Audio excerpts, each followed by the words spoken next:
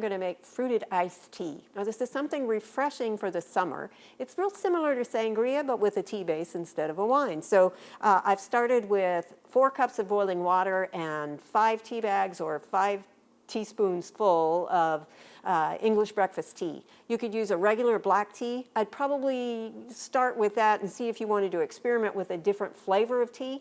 Any flavor could work, however, because it's going to be fruited in the end anyway. So I've made the tea, brought the water to a boil, steeped the tea bags, or in this case loose tea, for about 5 minutes, strained it off, and then I let it cool because I'm going to put it over ice and I just wanted it to cool down before I did that. So I've got 4 cups of English breakfast tea, and then I've got 2 cups of white grape juice.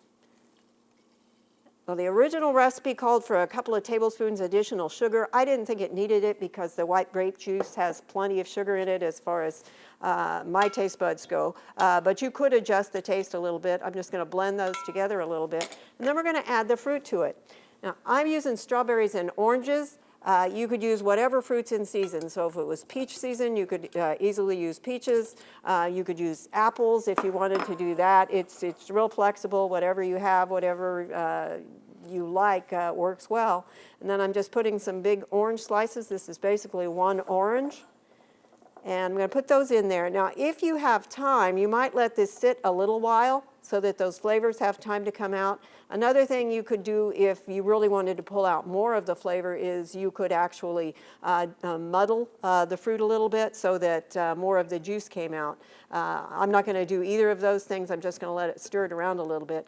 Now, in order to get the full nutrition from something like this, however, it would be a good idea if you could get some of the fruit into your cup and then also go ahead and eat that fruit so that it's not left behind, so you get the full benefit from it. This picture is definitely not going to let me do that, but I will get the flavors from the fruit, and then we can come back later and munch on it.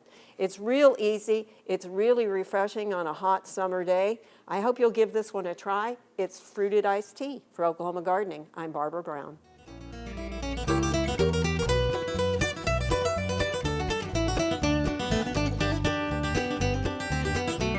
We hope you enjoyed this video. It's part of our Oklahoma Gardening YouTube channel. You can also find even more videos on our OK Gardening Classics YouTube channel. And join us on social media for great gardening tips, photos, and discussion.